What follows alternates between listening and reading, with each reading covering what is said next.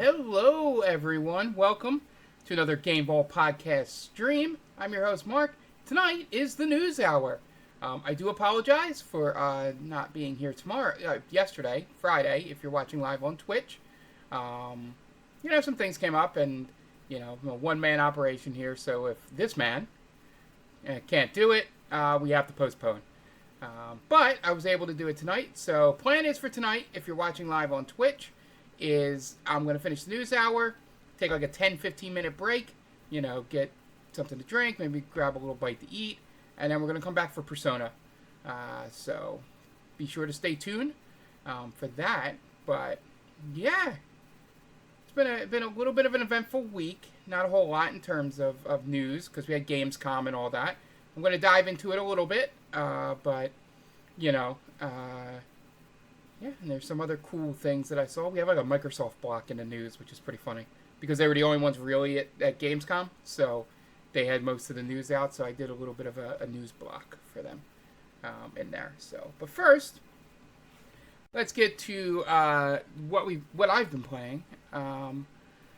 So I'll start off with, I don't know, I do so many of these things, to be honest. I think sorry. Got a little bit of a cramp in my neck there for random reasons. I've been playing. I played through the Modern Warfare 3 campaign up to, I believe, the last mission. I think it's the last or second to last mission. It's one of those where everybody you're with is on the mission with you, and you're coming from different points, and you're going to hop back and forth in different perspectives, and then something big's going to happen, and then you'll go to the final mission. That's normally how these Call of Duty single-player campaigns work. So I think I'm at the penultimate or the final thing. It is a really short campaign. My major gripe with it is because it was so compact into why. I don't know why it's so compact. None of the real decisions and stuff really had any kind of impact on this angle of this camera screws me over my glasses. They rush in like every mission. There was no I'm going to say this knowing completely well that it is just a Call of Duty campaign.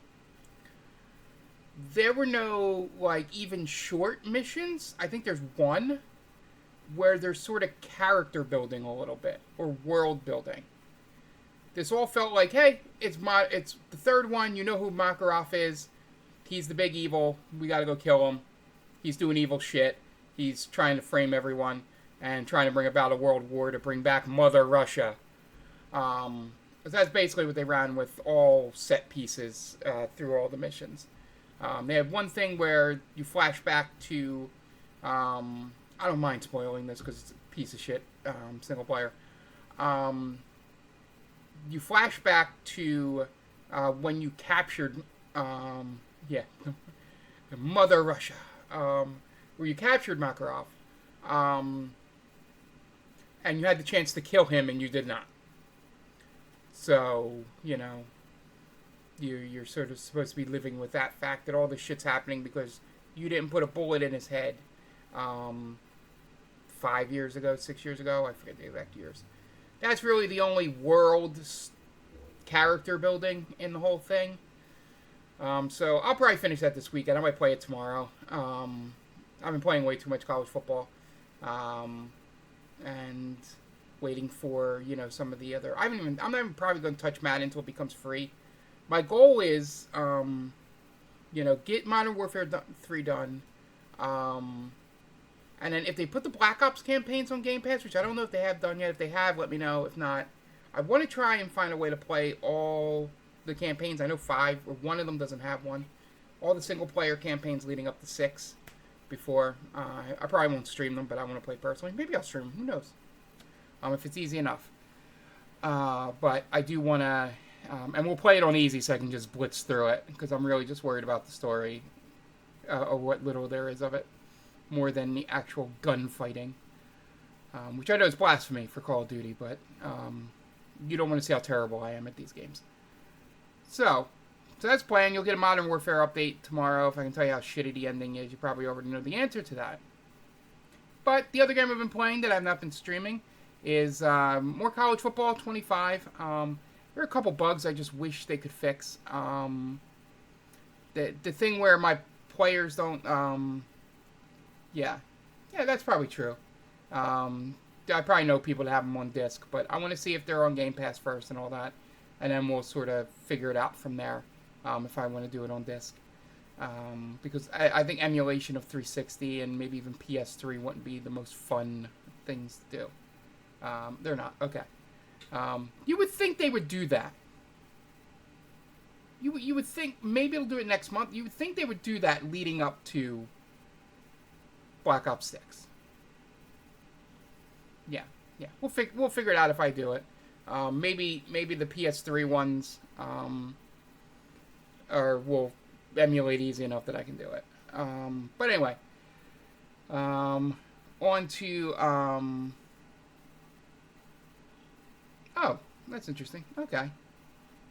All right, so we have a plan. We formulated a plan here live on the show, gentlemen. We might have a special stream coming up in September for Call of Duty. But anyway, college football, it still has the weird thing where they show, like, my guy gets a special stat, and it just shows up with, like, a headless jersey, no name, and just the stat. I don't know when that's going to be fixed. It's not a bug that's stopping me from playing. It's just kind of annoying. Thankfully, I have a good enough memory that from years of covering sports, high school football in particular, hello, Game Ball Cat. High school football in particular, I can memorize names and numbers pretty easily. So I'm remembering who certain guys are that are gathering these stats. But I hope they fix that. They did fix the score bug issue, where if you went to check your play, the score bug would do, and you wouldn't know how many seconds were left on the play clock, which is very, very annoying. But besides that, playing through in my offline one, already won one national championship with the University of North Carolina, going for number 2. A lot closer games this year, as I probably lost a lot of really good seniors. But yeah, it's good to see that you won't run through and win like 60, 70 games in a row like I used to do in the older games. So yeah, that's it for that. That's, I'll update you if any big updates come that, I thought my cat hit the Xbox. So yeah, still fun. I saw some really great Madden videos. I'm glad that NCAA has some of them, but not as much as the one where this one receiver is literally walking on the air. Final thing about NCAA. If you didn't know, we an announcement that next Thursday we'll be doing I'll be doing a Dynasty playthrough. We'll just play it until we get bored. We're going to do a Road to Glory in like December. I already have that planned because I want to get a guy and then transform him into Madden. And I thought it'd be fun to just play it through with you guys. But yeah, so we're going to start off as the, I don't know if we should go straight into head coach or just be the offensive coordinator, because we're starting off with Miami of Ohio Redhawks. So I don't know, how long we want to stay there, because I think the goal is to eventually get a head coaching job at a bigger school. And, yeah, so we want to get a job at a bigger school, any Power 4 school, and any at all, and then try and win national championships with that school. That's the plan. So maybe I'll just start off as a head coach and do that. And we'll just play offense or just play the big moments for Miami of Ohio. Yeah, that's that. As in terms of the games I've been streaming, we got pretty far in Donkey Kong Country on Monday. We got to the next stage, so that was fun. And I am excited to go forward from there. We got to the next stage area. I don't know how many we got left. I'm assuming it's either 1 or 2, just going by old Nintendo rules. It says we're like 34, some percentage done, but I don't know if that's like getting all the secrets too. And that percentage there, I think you can 102% the game or something like that. So we're working our way through that. Still having a lot of fun. Finally, it'd be fun to, beat that game. There's some games, that I played like big chunks of and never finished. So it's cool to get through this, just like with Super Mario World 2. And what else? So Nier, we missed last week. We'll be doing that tomorrow. It had nothing to do with the game. That was just another, mental health day. And then for Persona, I'm really, really excited for tonight if you're live. A near miss. Awesome. I love great wordplay. It was a near miss on Sunday. So we'll pick that up on Sunday. But Persona, so excited. I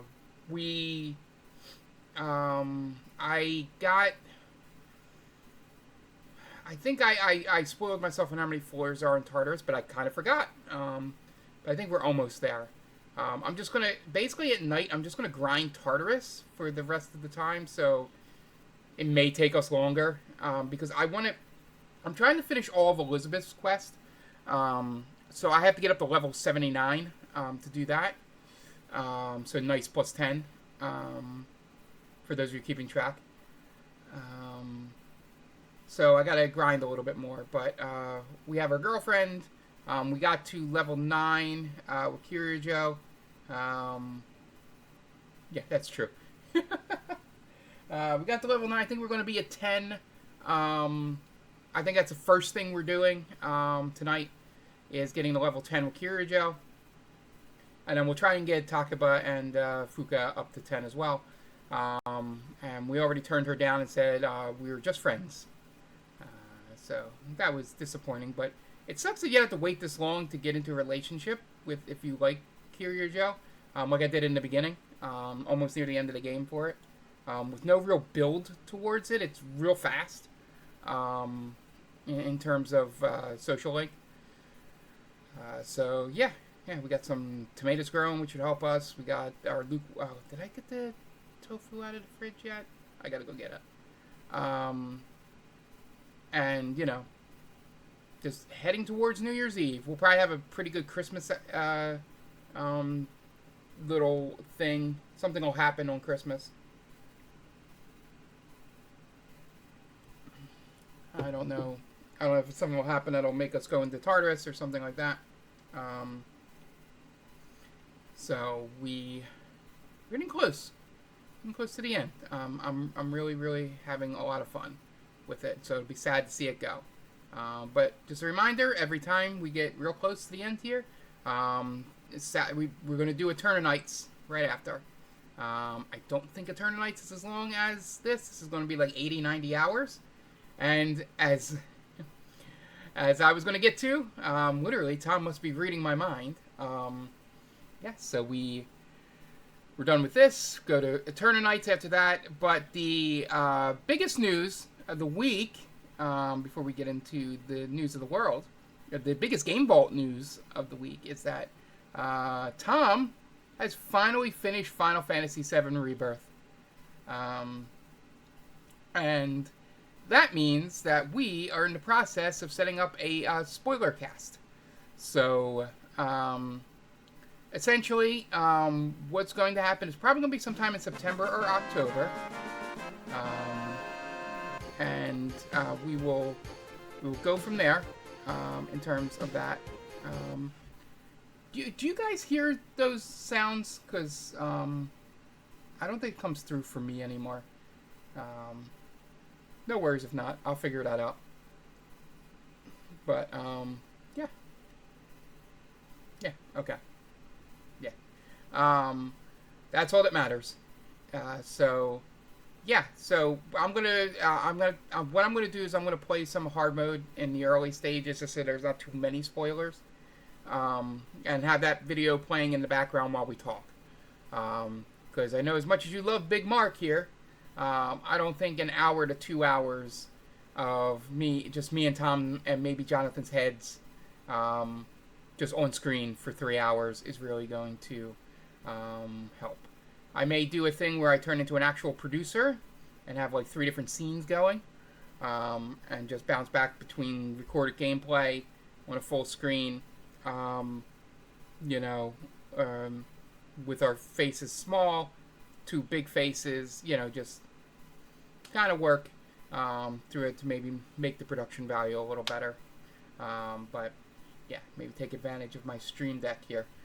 But yeah, that look forward to that, September, October.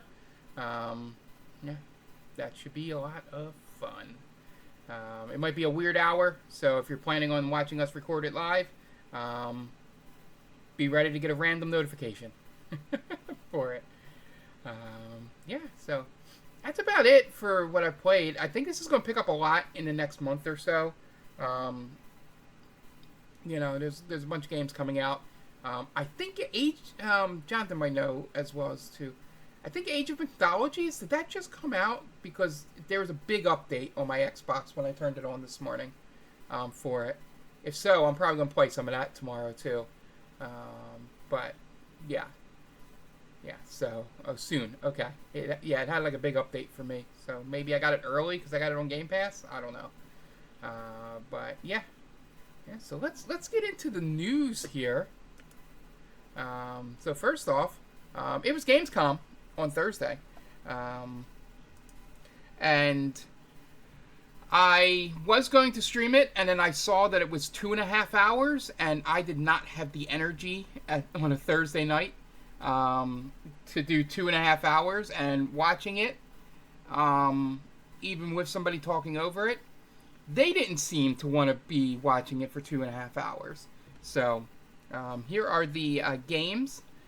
So the first announcement, which he was all proud of, didn't get leaked, was Borderlands 4, which got the most muted reception that I've ever seen for like a trailer for like a big like game franchise. I guess big could be in quotes for Borderlands if you want, but yeah, it was finally like, yay! Like, no, exactly. It didn't leak because no one cared. So that was the first thing. The cinematic looked good. I don't know if that's what the game looks like, if they're going to take it in a different direction. But I feel this was all supposed to be like, movie was going to come out, be super huge. They're going to announce Borderlands 4 at Gamescom, and everything was going to be great for Gearbox. And then everything imploded, and this didn't get any reaction. So that was kind of fun to watch.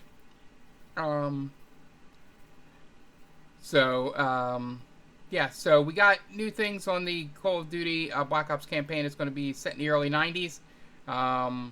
You know, some aftermath of the Cold War, Gulf War, Clinton, you know, Bush, all that stuff. So that should be fun to see what alternate history stuff they do with that. That's one thing about the Black Ops games that are make them pretty different than the other ones, is that to see what they kind of try and do for you know, with history and stuff like that. Goat Simulator is getting remastered. It's amazing that the game's been out 10 years. But yeah, it's gonna not just, as it says, not just a shiny new coat of paint and all the laughable but non-game breaking bugs, but also all the DLC will come out. It'll be like a Game of the Year edition. So that should be pretty cool.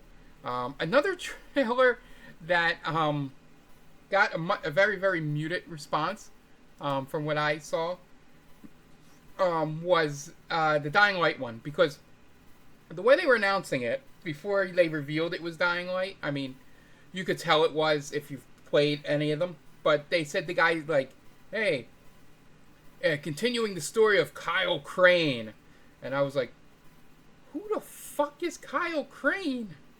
Like, I played a good bit of the original Dying Light and had zero memory that the main character's name was Kyle Crane in the first game.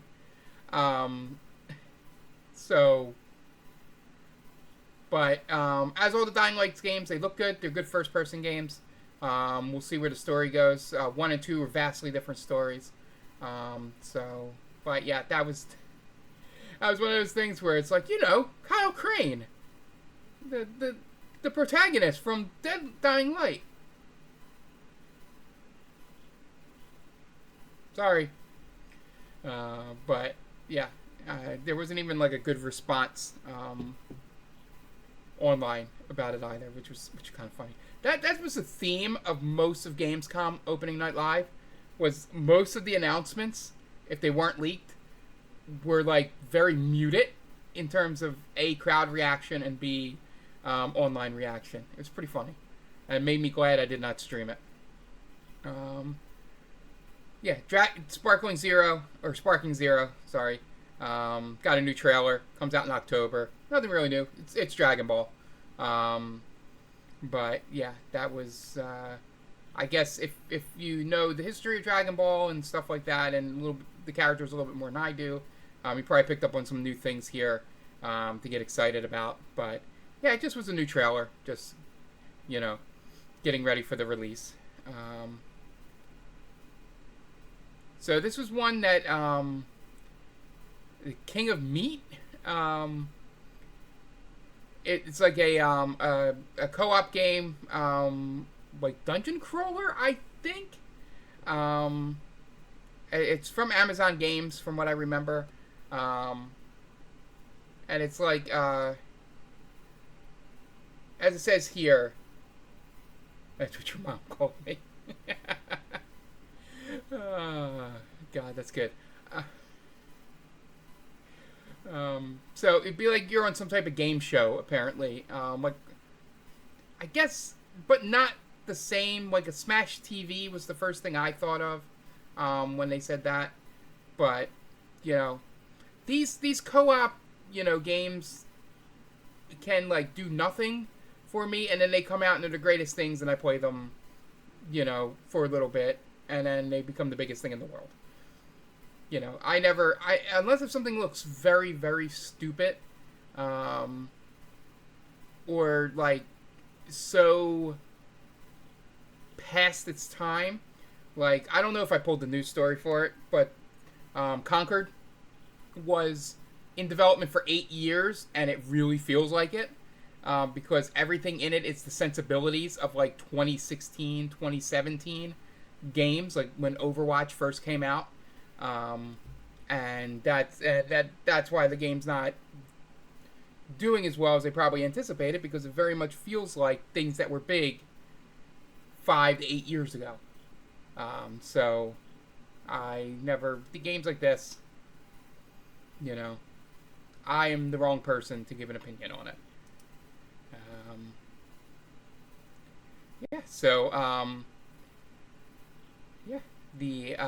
A game called Link Banner of Spark, release. I don't remember this game, and I don't think it's this one below here. This is Lost Records for sure.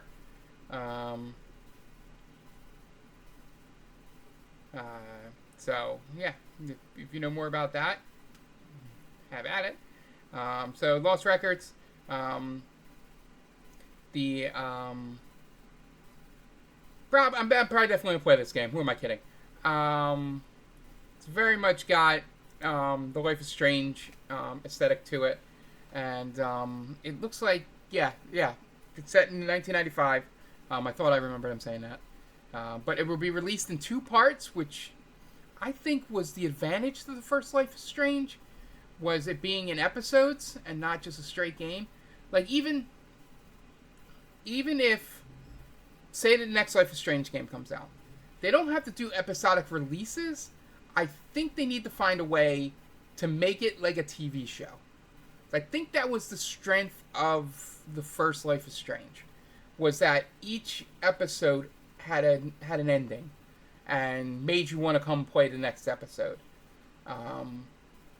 That was the one thing that was wrong with True Colors. As much as I love True Colors, is that it didn't have that episodic breakup. And I apologize for itching my nose. I got allergies and also live with an allergy. So I apologize for that, for anybody watching me on the camera. Um, so I like the episodic idea because the it allows you to have an ending to make people talk.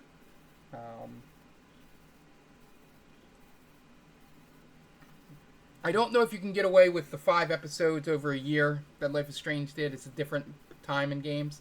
But if there were chapters or whatever in the game, I think that'd be to their advantage. Next up, No Room in Hell.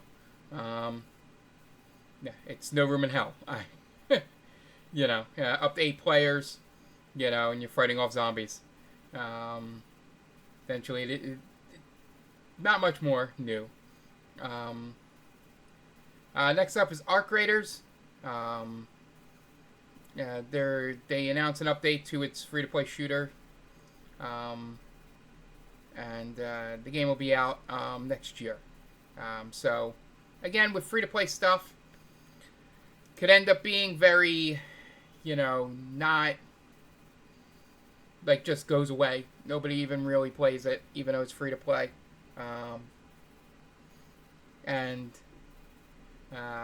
Yeah, I just noticed that was next. There was a news story about that, but I think it, how much it pre-sold or something, which I wasn't surprised by, that they got good pre-sale numbers. But, yeah, if you're excited for Arc Raiders, this trailer was actually pretty decent. So, Infinity Nikki, sorry. It was the sign up for the closed betas. They got a lot of that. That's what it was. It's a cozier open world game, as it says here.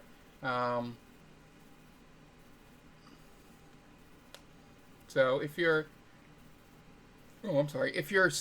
interested in trying out, I might sign up and see if I can get into the closed beta without paying anything. Go to the game's official website. It might already be closed by now. That would explain a lot of why it got such a big boost. It was. Yeah, I like the idea. The thing I've seen a lot this year is the idea of games like this that are a little bit more like, they're not like lo-fi independent games when they're cozy, like a Stardew Valley or things like that. You do get cinematics and not just sprites and stuff like that. I think there's a market for it, and I'm glad that they're on console.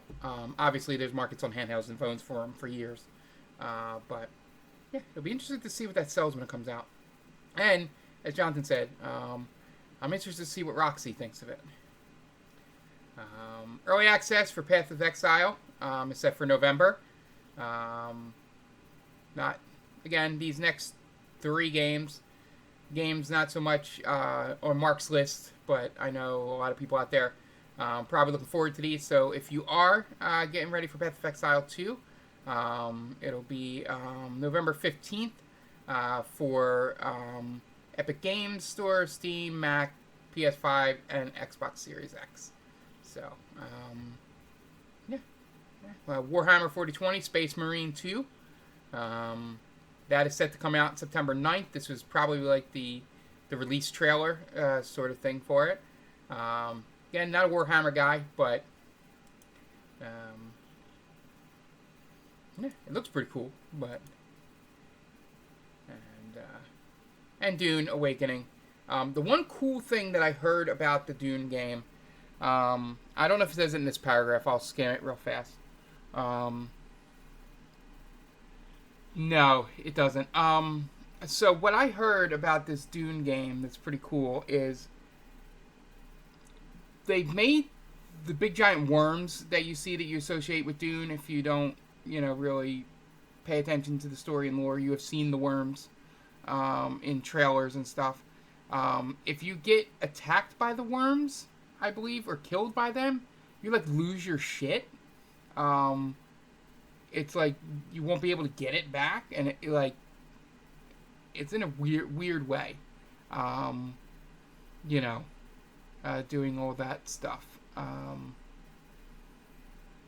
Yeah, it's pretty cool. From if I was understanding it correctly, like if you die to normal regular people, I think there's a way to get your stuff back. But if you die to the worms, it's different. Which I find is a pretty cool idea to make the worms seem a lot more dangerous than every other enemy in the game. Yeah. Next up is the trailer I was most like confused by at first. Not that it was bad, but it came up. The Little Nightmare Studio came up, and then this trailer played that looked a lot like Little Nightmares, but it's supposed to be a different game. It looks fucking cool. Like, that you're trying to escape an island. Looking for your friends. Sort of horror. Survival adventure game sort of thing. But looks close to, which makes sense because the same studio, probably the same artist. But yeah, I thought this was like a Little Nightmares 3, which we'll get to in a second. But yeah, this looks very cool. Yeah, it's probably definitely something for our horror gamer fans out there that they might want to check out. And then not like a final thing, but and then something that I thought had already happened. Like, how is Genshin just getting on Xbox? Like, you would think when it came to PlayStation, or, I think is it on Switch? Probably not.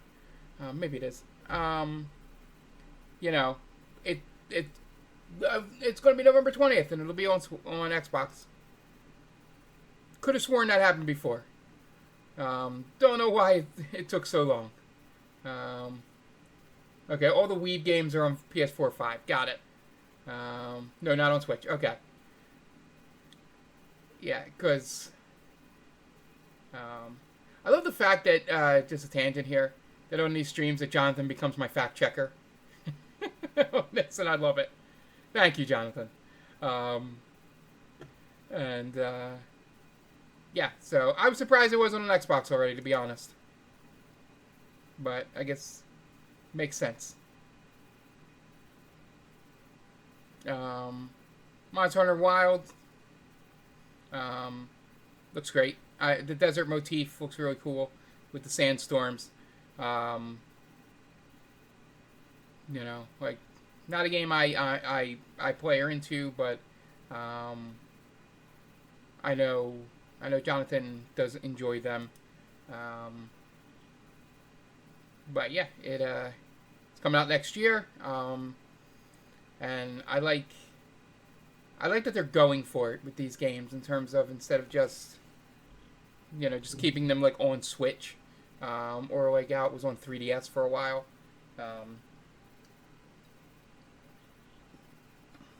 So glad to see that they're still going all in with these bigger budget Monster Hunter games.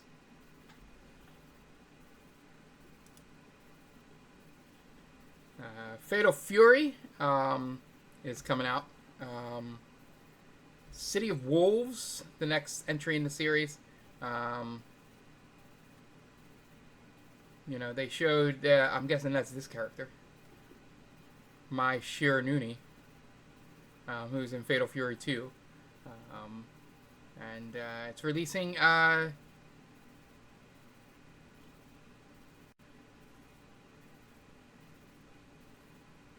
April 24th.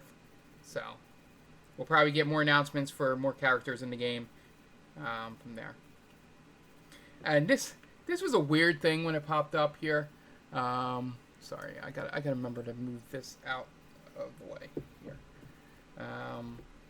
Monument Valley 3, which is awesome. I remember Monument Valley, but I guess there was a 2. That I probably missed, but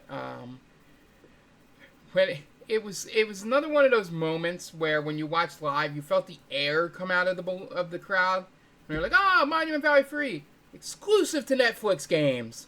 And it's like, oh. It was like when that Batman game got announced at, I think, Summer Games Fest or one of them. It was like, new Batman game, exclusive to Quest 3. And just the energy just got sapped out of the room. But yeah, so if you have Netflix, Monument Valley 3 coming to Netflix for you.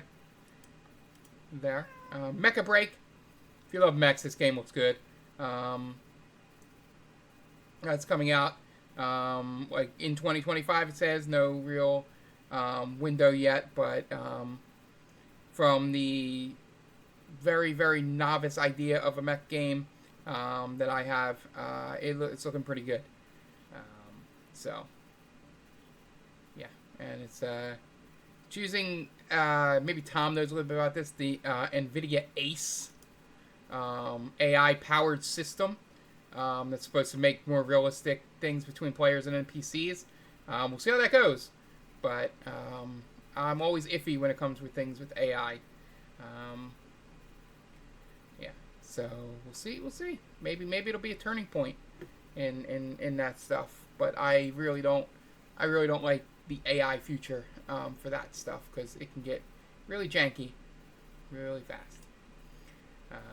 Civ 7 looks amazing. I am beyond excited for this in February.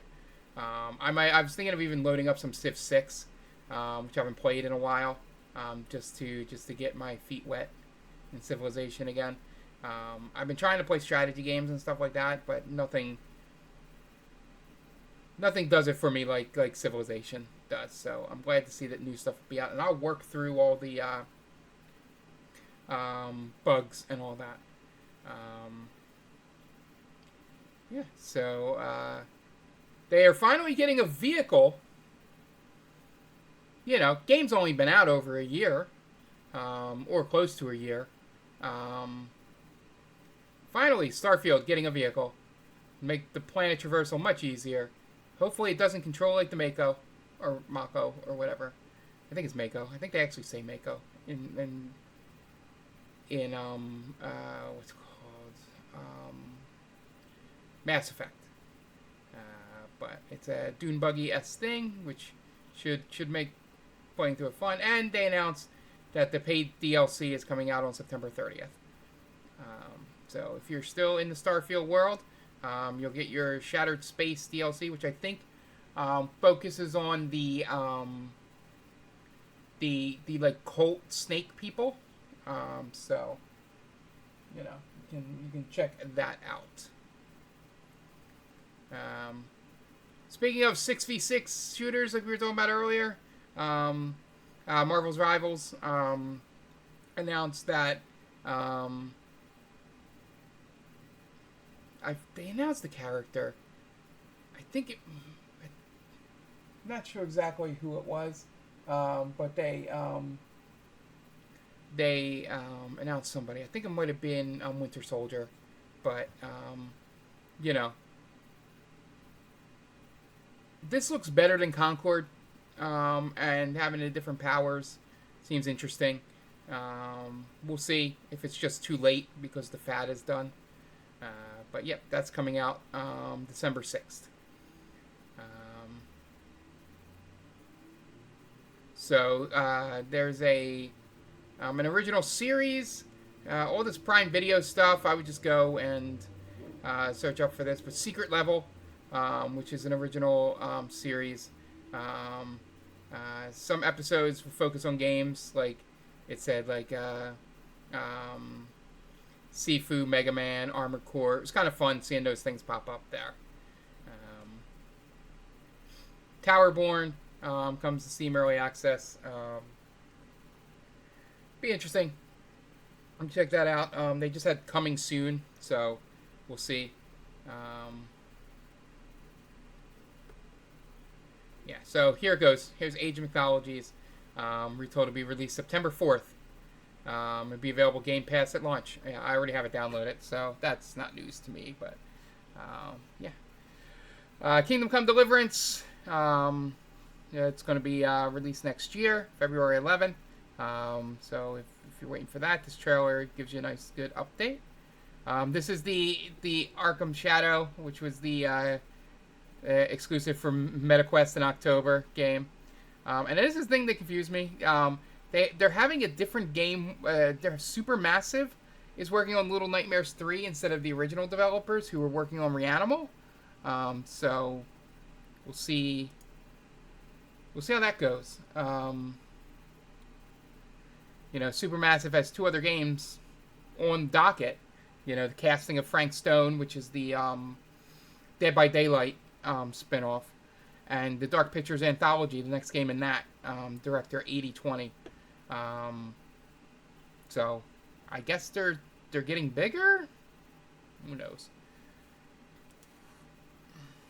And then Peter Molyneux came out for some reason to announce Masters of Albion, which I didn't pay attention much to the game, but the recourse online was everybody going, how can he use Albion? Even though it's the same setting, or it's the same name as the world in Fable, how can he use it? And then a couple of the IP lawyers that are on Twitter and stuff was like, well, if the word out, if there's not a trademark on Albion, he can use it as long as it doesn't have any connection to Fable. There's no recognizable characters or areas or things like that. You can have multiple games set in the city of Boston. Just explaining that just because it's set in Albion doesn't mean he's not allowed to do that. But that was everybody's eyebrows raised up when the name of the game popped on the screen. This game is just a little too late. It looks good, but if this game came out last year, it probably would have popped a little bit more. But it looks like what's it called? I'm completely blanking on the name of the game that came out. Fall Guys sort of idea of that game. Arena, another free-to-play extraction shooter, Arena Breakout Infinite. We'll see that. You get near the end of the time with these trends, you'll see if things still pop. Unknown Nine Awakening. That's coming out in October. Bandai Namco. So we'll see. I don't remember that from the trailer. Anytime Blizzard, they talk about this Diablo Vessel of Hatred, and it's a Microsoft person announcing it, it just makes me laugh. I don't know why. Technical closed beta for the first Berserker. If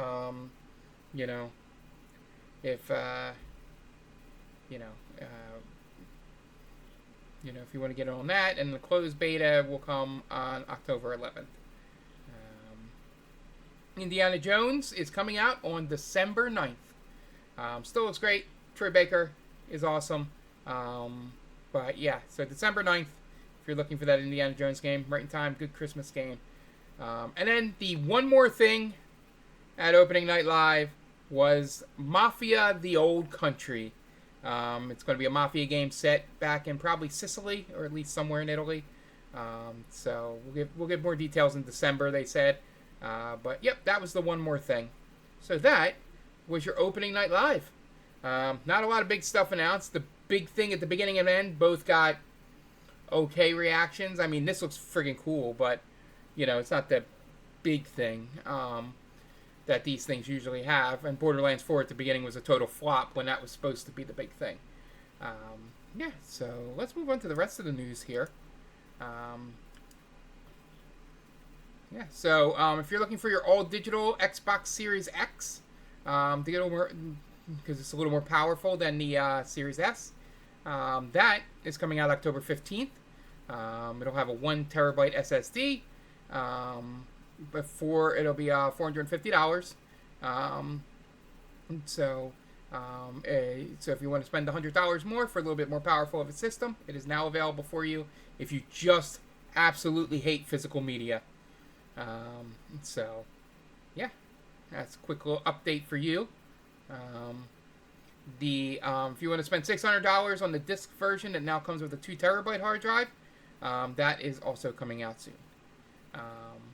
It's got like the speckled images, and that looks pretty cool. This is our Microsoft block, by the way. I hope this loads. This was the coolest thing they announced, so I hope this page loads.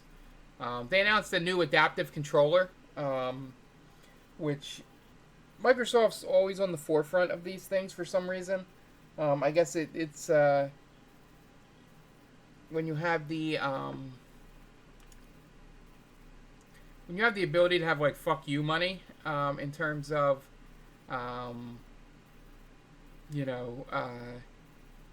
it's just research and design. All right, we'll hit wait one more time. Yeah, we're just gonna not worry about this. So yeah, they had a new pretty good controller. Look it up; it's pretty neat. Yeah, so the first things for the new tiers of Xbox Game Pass. We're finally getting what it'll look like. So, if you have the standard Game Pass, a standard tier, you won't see the day one releases for up to a full year, if not longer. So, really trying to get you to bump up that thing. For you guys out there, for streaming and stuff like that, for me personally, I do have the top level thing.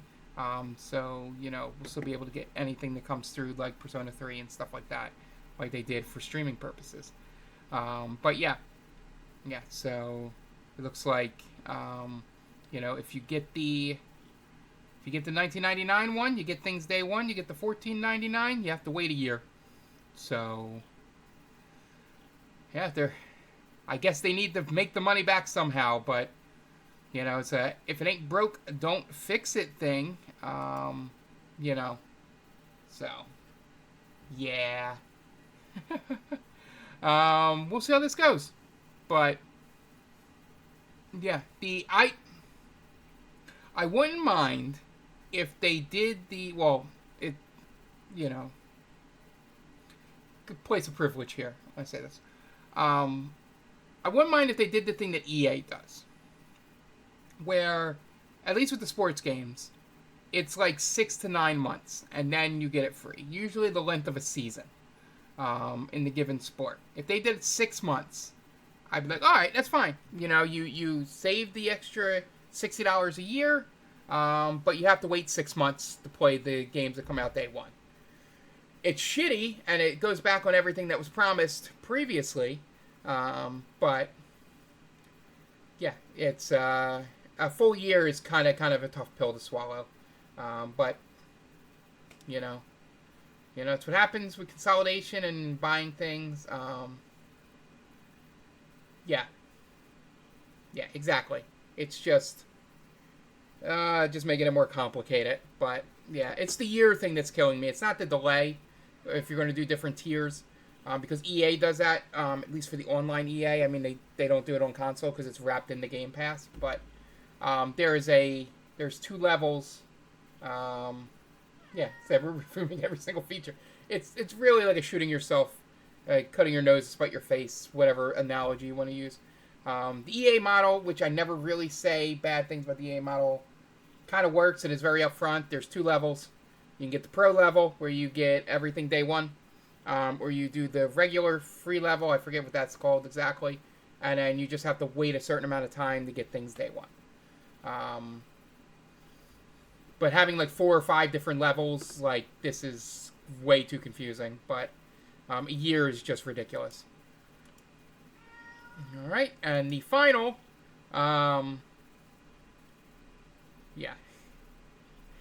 So the final one, which I pulled just to kind of piss Tom off, to be honest, because I know he is a frame rate queen. I think Jonathan might also prefer frame rate, and all that stuff. I mean, we all prefer frame rate, but when I saw this, it made me laugh, and I was like, I got to pull this in case if Tom comes. So Avowed is going to run at 30 frames per second on Xbox Series X and S. The Obsidian first-person single-player game. And this quote was the reason I pulled it. It's a first-person single-player game. You don't necessarily need that 60 frames. Now, while somebody that doesn't really care about frames, myself, that's what I'm getting to. It's not gonna bother me. But there are so many games that run at 60 and even 120 frames. You know, I think Ori runs at 120 on Series X. Why this can't be 60? Like it is the worst excuse for it. It's going, oh, we don't have multiplayer, so fuck it, we don't have to worry about trying to make this 60 frames per second. No. You should be able to have more resources to be able to make sure it runs at 60. Hell, you should have the option that it could run at 120. The game will be fucking huge, but, you know, it's, yeah. I love this quote, too. I just read this one. We are targeting 30 frames per second, bare minimum. That's the expectation. You know. Maybe eventually they'll get it to 60, who knows. But all these quotes are like, yeah, we're trying to make this game look beautiful, and we're having a real hard time keeping frame rate up with it. So, 30? That's good? But yeah. It was an insane headline and subhead that I just had to pull this story. Yeah, moving on to something else that's crazy. Black Myth Wukong sells 10 million copies in 3 days. The main reason behind this is probably because it released in China at the same time. So, you know, that just... It expands the player base so much more. And being a Chinese game studio, I believe, it's just all these numbers are so out of proportion from what we're used to seeing, just because most things aren't, you know, don't usually have as much popularity. I think something like they had like the 3 million concurrent players, and like 86% of them were from China. So, you know, this number's insane, but, yeah. Yeah, it's like, it's insane. I think the more that these games sort of infiltrate, probably the wrong word, but sort of get into the Chinese market, a lot of these numbers are just going to, there's like, what, 1 billion, 2 billion people in China? Yeah, a lot of these numbers are just, millions are nothing to them. So, yeah, this was interesting. And my favorite thing about this, and I'm being real quick because we took a while in that opening night live segment. I love everybody. I saw somebody get pissed that somebody gave this game an 8 because, you know, there were some bugs in it that affected gameplay a little bit. And people were pissed. Is that in here? I wonder... Oh, those stream term things. Yeah. Does it mention... I know the one thing I remember...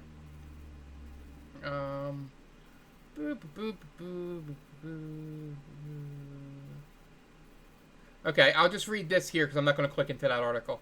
Also this week, IGN verified an email sent from Black Myth marketing team that told content creators who were granted a Steam key that they must not include feminist propaganda or use what are called trigger words such as COVID-19 in their coverage. Yeah. So this game is made by shitty people, from as far as, you know, I can tell or have seen, with some shitty opinions, but it's not going to matter to the Chinese market. They were still going to buy these games, and these numbers were going to be ridiculous. I've been watching some of the games, and while it looks gorgeous, it doesn't seem like it's anything better than an 8.5 at best, maybe a 9. But everybody wants 10 out of 10 because Probably they agree with this paragraph here, the no feminist propaganda thing. The no trigger words such as COVID-19 makes me kind of laugh, but I guess maybe that's like different in China, maybe this, but the one thing I can say that it's not as outraged about this as some is that this is for, people that were given a free Steam key, so the company can tell them whatever the fuck they want. Do they have to follow it? That's up to them. They might not get another key from that company. But this isn't like they're telling all content creators not to do this. That would be fucking crazy. But if a team is, if a team, gives out free keys and they want to tell you what to say, that's up to you if you want to follow the guidelines. It's still fucking shitty, but yeah, they can tell me that I can't stream more than 6 hours of it, and I go stream 8 and go, whoops! They might not send me a key anymore for their next game. Oh, I agree, it's still absurd. It's fucking absurd what they're asking. It's just when I first heard this story, I think it was on TikTok or something, which, again, sometimes TikTok blows things out of proportion, was that it seemed like if you were streaming the game at all, you had to follow these guidelines, which wasn't true. But, yeah, it's fucking absurd. I would love to see some of the other games that didn't get leaked. This got leaked because of the controversial nature of the developers and the shitty things they've said in the past and all the shitty things they've done leading up to this game. But I would love to see some of the other, if there's any other crazy things that come through. It's my opinion with emails from marketing teams and stuff. They can tell you whatever the fuck they want. You can follow it if you want to keep access. I know this from being a former journalist. Like sometimes if you follow the rules of what a sports information director or PR side wants you to do, maybe you'll get more access. If you don't, maybe you'll get less access. But it's all much of how much integrity you want to have as a streamer, essentially, in this case, or a journalist in my case. So I wasn't from a person that's heard things from PR departments before working in sports about things I'm not allowed to write about. It was absurd, but not out of the ordinary, or not out of, but not out of the realm of possibility that someone would say it. But yeah, the numbers are still going to be crazy for this just because it's so big in the Chinese market and there's so many people in China, essentially. Moving on to something that's probably just only near and dear to my heart. NHL 25 revealed their first details and revamped franchise, which I am fucking stoked for.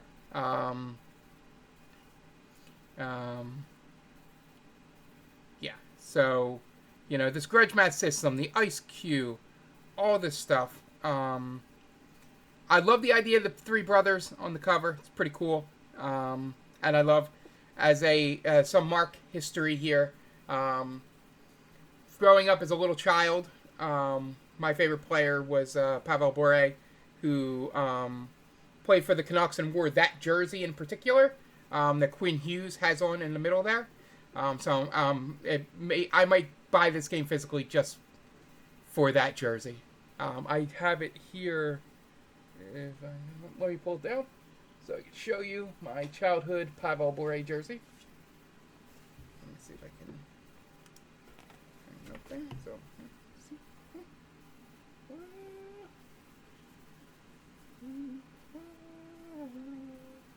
yeah, so I am beyond excited for that jersey being featured on the cover of a video game. Yeah, so I wish I would have gotten the black one because, that's so much cooler, that color scheme. But, yeah, I am so excited about this. Anything that revamps that franchise mode makes me very, very happy. I won't bore you with the details, with all that stuff. But I really just want to point out that jersey and the fact that it looks like NHL 25 is the first one in a while that will actually look to improve offline stuff. I hate the Ultimate Team stuff because that is used to that's all they care about because it makes the money and it makes sense. But then it's offline people like me get the shit. So I'm excited. Can't wait to do the 10-hour trial with it coming out. And real quick here, speaking of Monster Hunter Wild, they have finally removed the gendered armor, meaning anyone can wear anything and you can dress to impress, as it says. Yeah. So if you like a certain piece of armor that was marked as female armor or marked as male armor, or however they marked it in the game, you can now wear that. And, there's no separating any of that. So I like the progressive step forward here. I think armor is armor and shouldn't be, gendered at all. Like, there's no reason for boobs in armor at all. Makes no practical sense to do that. And finally, our Wave 2 Game Pass game things. Here. You see the list here. Nothing huge. Wave 2 here. Atlas Fallen, Core Keeper, Star Trucker coming. The beta for Black Ops 6 is coming. Which I don't think is in this wave. And then Age of Mythologies is coming. So, for those of you wondering what's leaving, NBA 2K24 is leaving, probably because 2K25 is coming. Atomic Heart and Guilty Gear Strive. So, yeah, that'll do it for the news. So glad you guys could join me tonight. For those of you watching live, we'll be back in probably like a half hour or so. We'll say 15-20 minutes. So just watch for the notification, hit the bells, or whatever you have to do on Twitch to be notified when I go live again. I'm going to go grab something to drink, go make sure Game Ball Cat is good, and then we'll be back for some Persona, which I'm hoping is a good 2 to 3 hour stream, maybe longer. We're probably going to be in Tartarus for a good part of it, but I am excited to see level 10 with Kirijo. So, yeah, thank you guys for joining me. Just some housekeeping at the end here. Our streaming schedule over the next week. I'll probably have more details next Friday, but we're doing Persona tonight, Nier tomorrow, Donkey Kong on Monday, NCAA on Thursday. What's it called? The News Hour on Friday, Saturday Persona. That might be like an all-day stream, like one of the 3 days, either Saturday, Sunday, or Monday, with the holiday coming up, will be an all-day Persona stream, and we're going to beat the game. It's going to be beat Persona Day. If I don't have a barbecue to go to on Saturday, we will do it that day. If we have if I do have one, I'll do it on Sunday, and we'll do Nier that same day. And if I have something to do both days, we'll just do it Monday and lead right into Donkey Kong. So, be on the lookout for that. I may also stream periodically if I'm just sitting around bored, but Persona 3 Reload, empty the clip. Hell yeah, that might be what I name it. I might change the go live notification to that for that one. So, yeah, so that's the schedule coming up. So be sure to check us out. We're over. If you're watching this on YouTube, we're over at Twitch at twitch.tv/GameBallPod. And, yeah, we'll see you next time. Bye.